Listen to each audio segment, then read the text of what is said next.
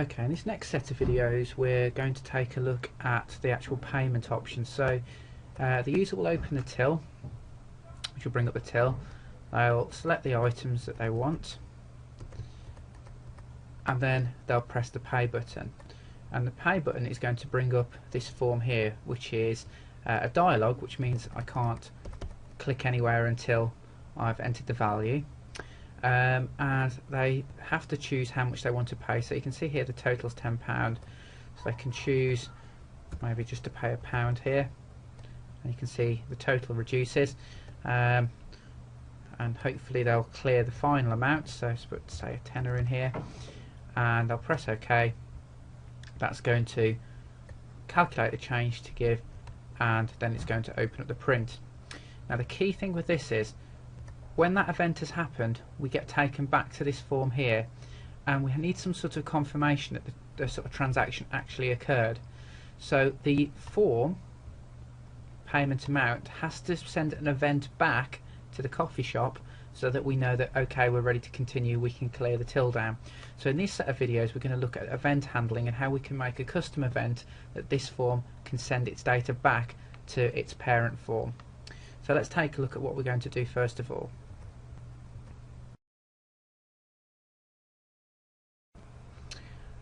Okay, so I've just created a new form. I've just given it the name payment here, just to save some time. And what you'll need to do is just put a couple of labels, a couple of text boxes, and a button. So I'm just going to quickly skip through that.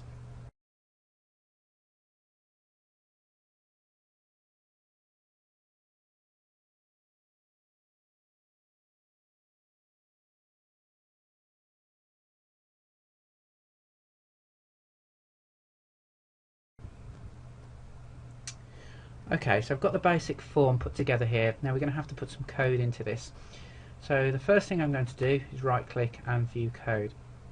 Now one of the things I'm going to need to pass this form is the amount to display. So we're going to need to set ourselves a private variable just to hold this in. So what I'm going to do is just call that one payment. Oops. I need it to be decimal payment amount. And then I'm just going to encapsulate that again. So encapsulate field. Remember, you can just type this in if you haven't got that option. So now I've got my payment amount there. So the user, when they create a version of this form, can pass it a payment amount. And the nice thing about that is, when they do pass a payment amount in here, you might as well just set the text box that stores that. So text box payment amount dot text equals, and let's just do a string dot format, same syntax as before, and what we'll do is we will pass that the payment amount. So when we actually create an instance of this class, we can now just call the property payment amount, and that's just going to set that straight up there. So that's nice and straightforward.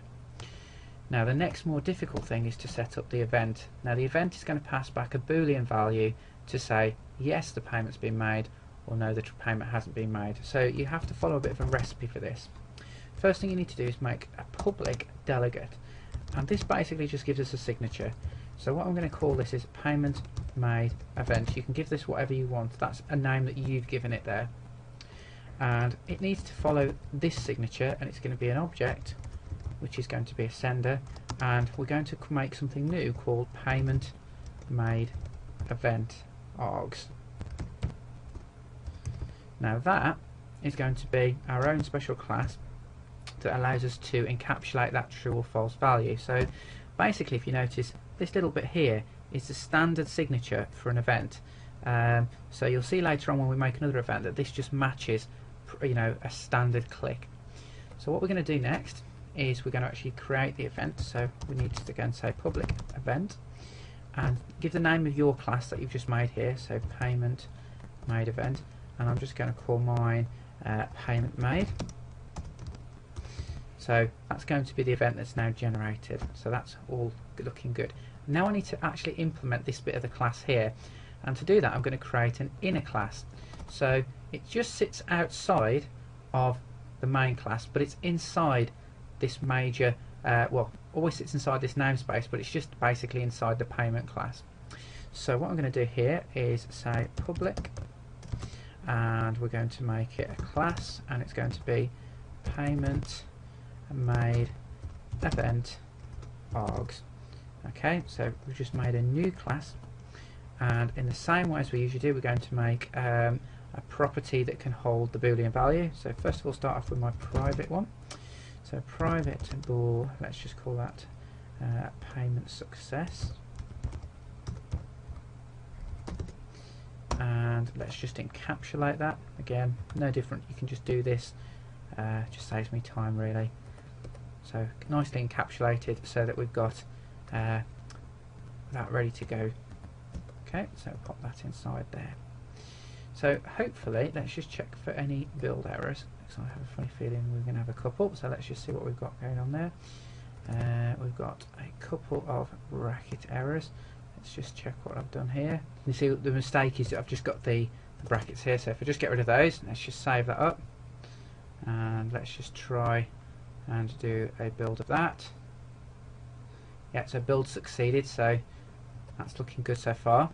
And what I'm going to do, this little bit here, payment made event args, it needs to extend a class. So if you remember back to inheritance and object-oriented programming, what we want to do is just extend this, and we're going to extend the usual event args because it needs to inherit all of the usual properties of that. So we've just customized this with our own variable there. So that's nicely set up now.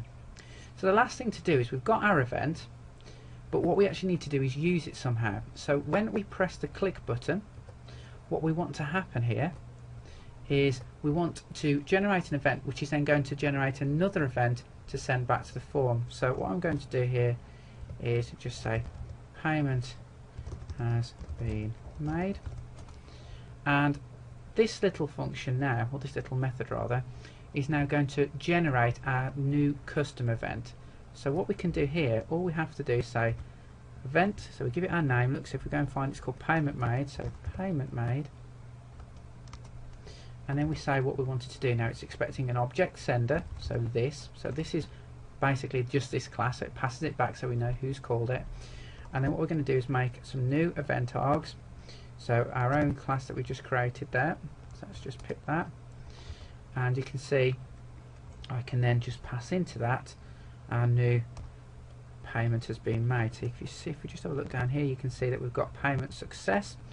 So hopefully we should be able to find that payment success.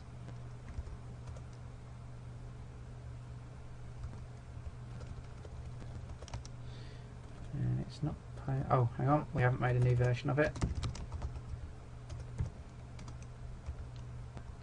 There we go. So now we should be able to pass in payment success brilliantly, and we're going to just say that's true. So the button's pressed and we generate a new event, and that new event there is going to pass back a payment success of true or false. So that's looking nice. We've got a couple, we've probably got a bracket error here. Oh, I can see what we've done. We've missed a curly brace. So we've got a curly brace there, and we should have one bracket there. So that should fix that problem. Let's just save that up. So hopefully what will happen now, someone press the button and then we're going to call that event. We've still got a bit of an error there. Let's just see, what have we got? Payment made. Payment made. I think it's just, that's it, it's gone. So let's just try that. Let's give that a run, check that we're okay. That's succeeded, so we know that that's working just fine. So now we've done that, we'll have a look at how we actually utilize that event. And see how we can pass back and forward between the forms.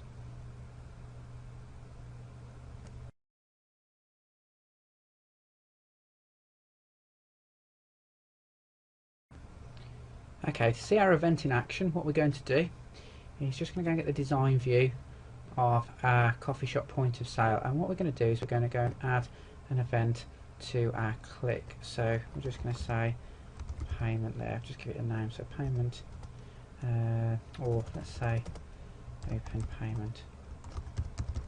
Okay, so what we're going to do here is we're going to create a new instance of our payment. So we're going to say payment payment equals new payment, What we're going to do then is just show that. So payment.show. Now the key thing here is we want to be able to get the event, so we want to wait for something to happen on that form, then give us that event back. So you should be able to now, if you press the dot, you should be able to hopefully find your custom events. So if we scroll down, have a look. So I think, what did we call our event? Let's just go and have a look what we called it. I can't remember what we said it was called. Payment made.